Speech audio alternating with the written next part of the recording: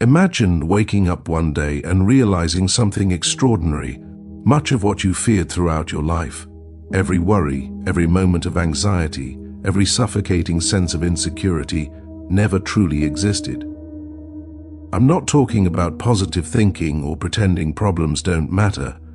I'm talking about something much deeper, the realization that most human suffering does not come from the world itself, but from the way we interpret the world.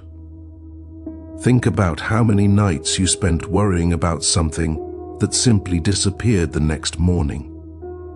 How many times you imagined the worst, failure, rejection, humiliation, only to discover that none of it actually happened.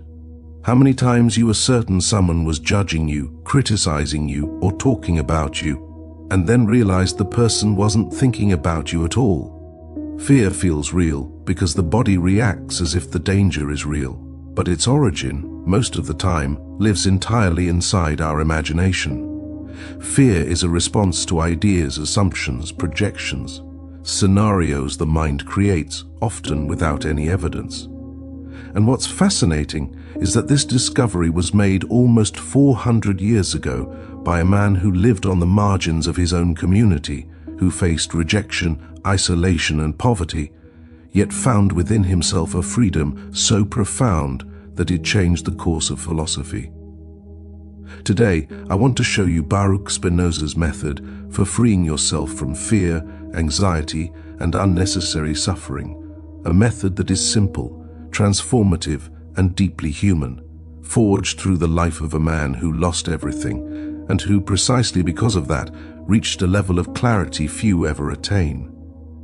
But to understand this method, we must begin with the story of the man who created it, the life of a man who dared to think differently. Spinoza was born in 1632 in Amsterdam, inside a Jewish community made up largely of refugees who had escaped the Inquisition. It was a strict environment where preserving traditions was a matter of cultural survival.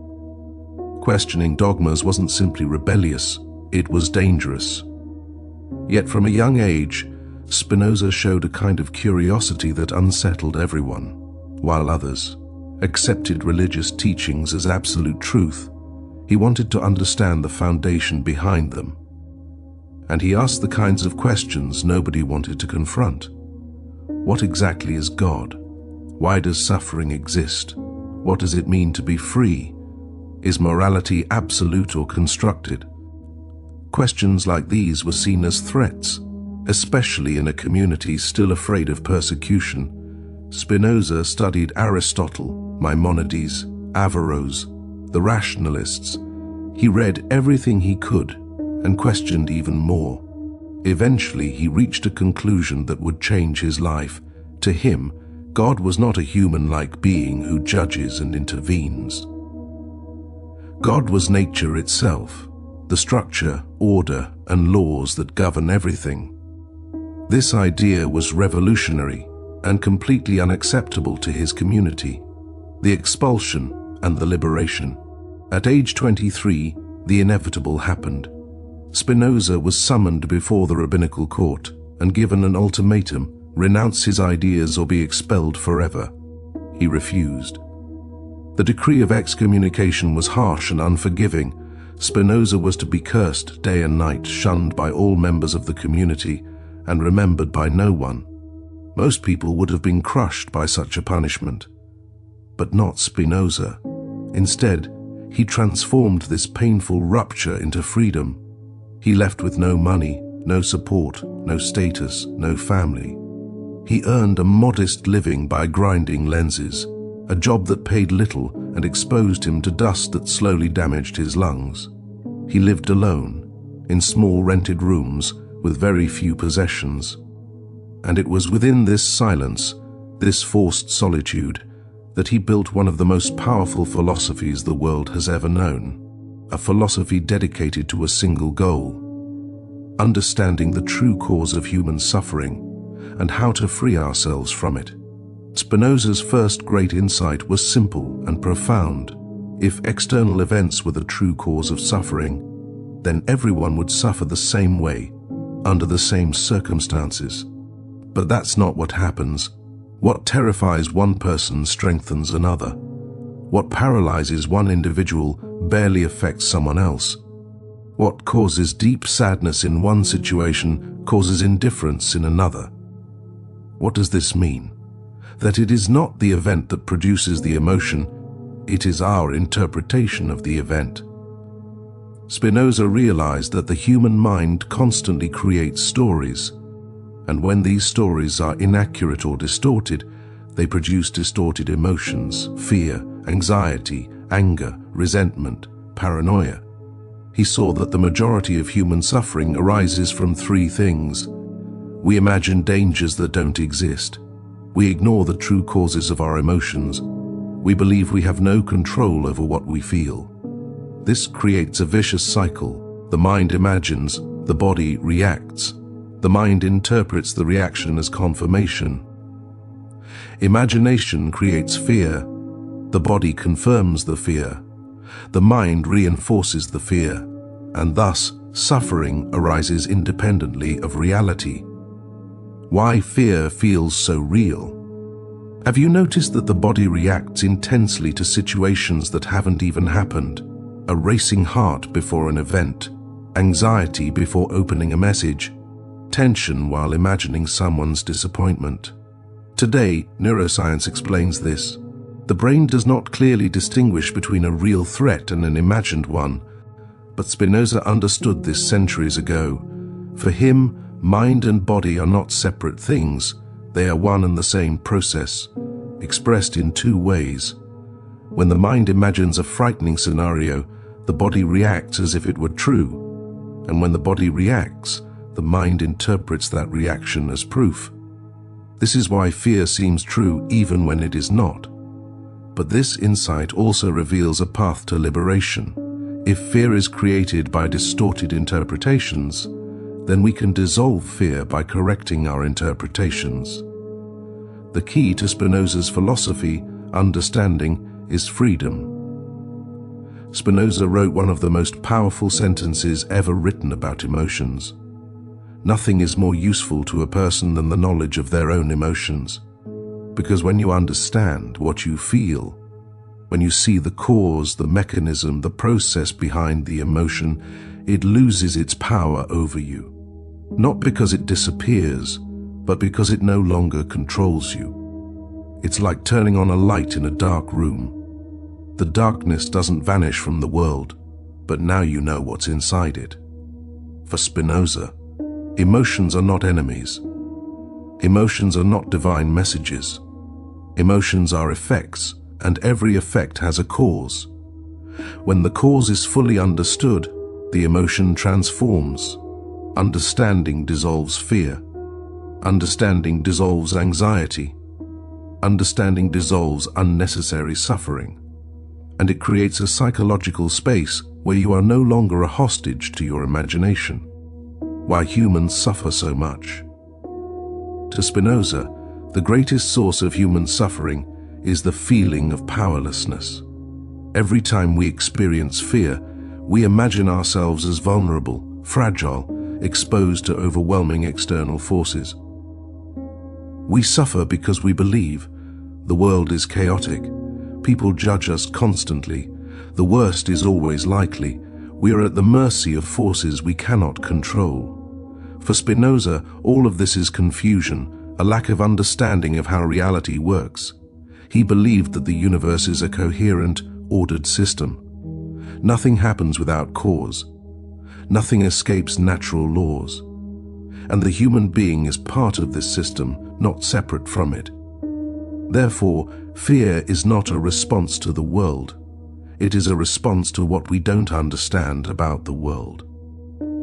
Freedom begins when you understand what you can and cannot control. One of Spinoza's most important ideas is that freedom does not come from controlling everything, but from understanding what you control and what you don't.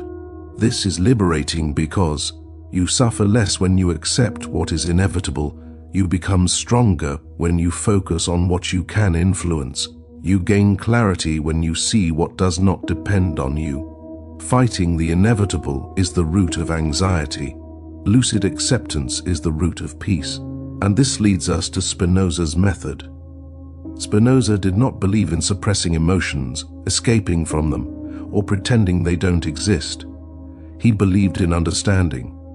He taught that you can only overcome an emotion through a stronger emotion grounded in reason, by replacing imagination with clarity.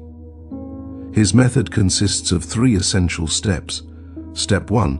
Observe fear without identifying with it. Most people, when afraid, say, "I am afraid," but Spinoza would say, "There is fear happening in me." This difference changes everything.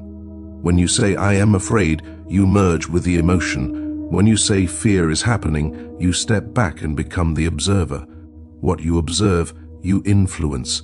What you become influences you. So observe fear like a cloud drifting across the sky of your mind. It arrives, grows, changes shape, and leaves. It is not you, it is not permanent. It is a temporary event.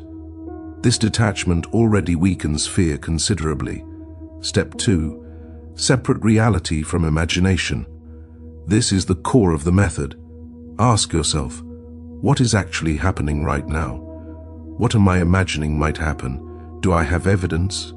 Is the threat real, or did I invent it? The honest answer is usually, it's not real. Fear is almost always based on assumptions, interpretations, expectations, projections, catastrophizing. Fear lives in the future, and the future does not exist yet. When you separate fact from story, fear begins to lose its foundation. Step 3. Accept what you cannot control. This is the most powerful step. True emotional freedom begins when you accept that you cannot control everything.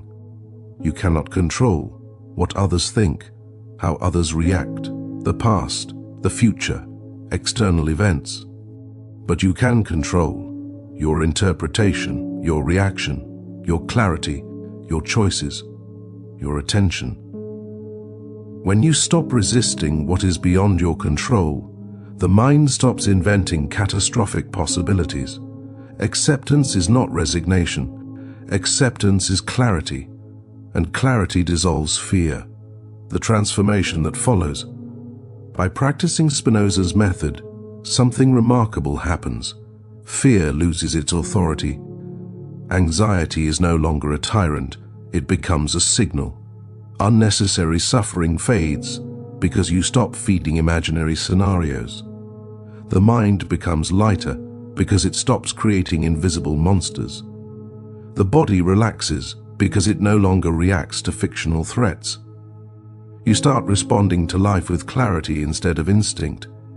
You discover that emotional freedom is not about eliminating emotions, it is about eliminating illusions.